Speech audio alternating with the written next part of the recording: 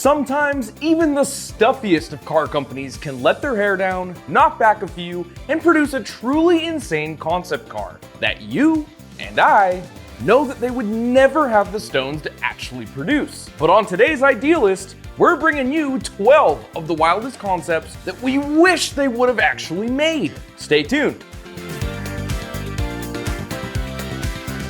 Today, we're gonna start off with a car that's luxurious to a fault, but just might actually represent the future of ultra-rich transportation. It's from Aston Martin, and it's called the Lagonda Vision. To be honest, the Vision is the least familiar car on the list. Well, you don't drive it.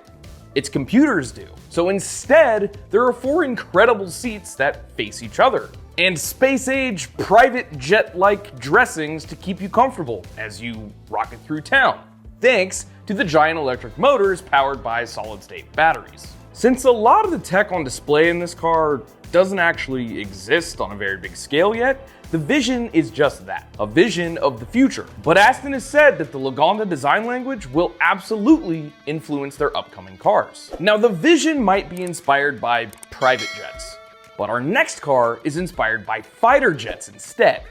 And, oh yeah, is powered by an actual jet engine. Ladies and gentlemen, from the 1950s, the General Motors Firebird II. Not to be confused with the Pontiac Firebird, which is a fancy Camaro. The Firebird II was one of 4 unique concept cars that GM made, which were, well, let's take a look at the photos. The Firebird I reminds me of Chuck Yeager's jet that broke the sound barrier. And the Firebird III looks like an F4 Phantom. And the Chevelle had a baby. The II, though, is the one that I like best. Powered by a 200 horsepower turbine engine. It's the only 4-seater of the bunch, and get this, it's made entirely of titanium. Talk about space age. Bringing it back down to earth, what do you get when you mix a video game with a French car company known for making one of the simplest cars ever? You go from the 2 horsepower 2CV to the 646 horsepower GT by Citroën.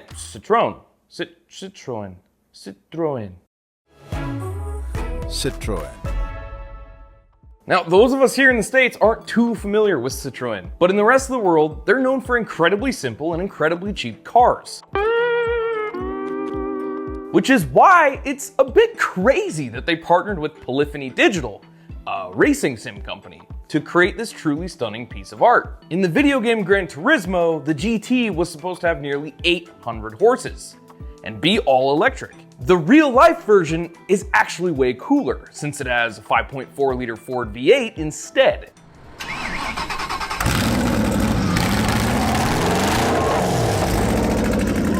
Giving it performance figures really very similar to the infamous Ford GT. Unfortunately, just like so many of the other cars on this list, it was deemed too expensive to produce, and only a handful were ever built. Although, in terms of expensive to produce, they have nothing on this next car. Yeah, a Ford concept car from 1957 powered by a nuclear friggin' reactor.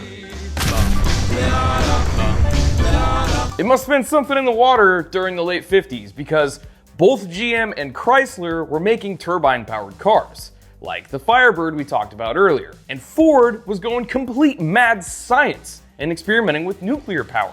The Nucleon, which, first off, that is an amazing name, had a small nuclear reactor in the back, similar to the kinds found in submarines. Ultimately though, nuclear technology wasn't and still quite isn't advanced enough to make the Nucleon a reality. Maybe I could suggest a nice 12-cylinder instead, like the one in the VW W12 Syncro. That's right, even before it was fashionable to call a Lamborghini a fancy Volkswagen, VW was toying with the idea of making a W12 supercar. The Syncro, named after the all-wheel drive system, has been teased multiple times, and each time it had more horsepower, starting with a mere 400 horsepower in the 90s, all the way to the monster Nardo edition that in 2001 had 600 horses and could go over 200 miles an hour. They never built one for real though. Instead, we got the Phaeton. Woohoo! Maybe a 600 horsepower W12 wasn't enough. Maybe they should have pulled a Cadillac and made a 1,000 horsepower V16 instead, which is a real thing that Cadillac did in 2003 with the creatively named Cadillac 16. So what they did is take the already amazing LS engine and double it for a 13.5-liter 16-cylinder motor. But don't worry, it has fuel-saving technology baked right in. And holy crap, I was gonna make a joke, but it actually got 16 miles per gallon. That's better than the R8, and the engine is literally twice the size. I just figured it'd be more like Jeep's amazing concept, which gets like 12 gallons per mile. It's called the Hurricane, and it's awesome. Not only does it look like something that's meant to win off-road competitions, but it was constructed with so much crazy tech that it actually won awards from Popular Science. Stuff like four-wheel steering, and a carbon fiber structure, and a skid plate that was part of that structure, saving on weight and complexity. The Wrangler on steroids is only a two-seater though, since they needed all the extra room to fit the two Hemi engines that power it. Yeah, really. Two 5.7-liter Hemis, meaning the Hurricane can reach 60 in under 5 seconds. And I want one so bad. Okay, we've had a lot of weird, luxurious, and big American excess so far.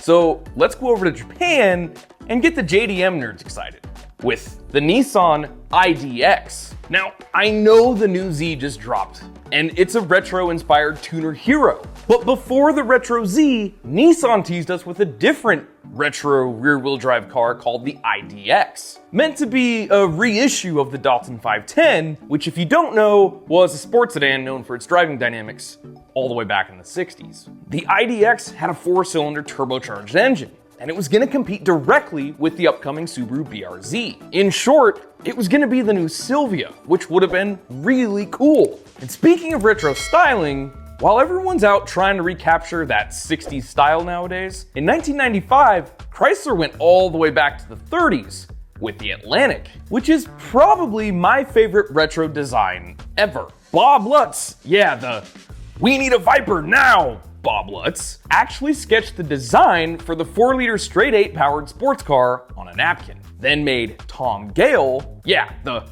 "I designed the Viper" Tom Gale finished the design. The result was the Atlantic, an Art Deco masterpiece that helped pave the way for the Prowler, except with nearly 360 horsepower and even better design language. And I think we kinda got screwed with the underpowered Prowler when you realize that we could have had the Atlantic. Concept cars are great because there's just so much variety. From retro designs like the IDX and the Atlantic, all the way to bonkers future designs like the Vision and the Jaguar CX75, which is of course the next car on our list. It was honestly a car that was way ahead of its time. First shown in 2010, the CX75 made nearly 800 horsepower, using a hybrid power plant. A full 3 years before the McLaren P1 was introduced, using a suspiciously similar hybrid system. Unlike their British rival though, the Jag had an interior that looked like it was straight from a science fiction novel, with chrome, aluminum, and carbon fiber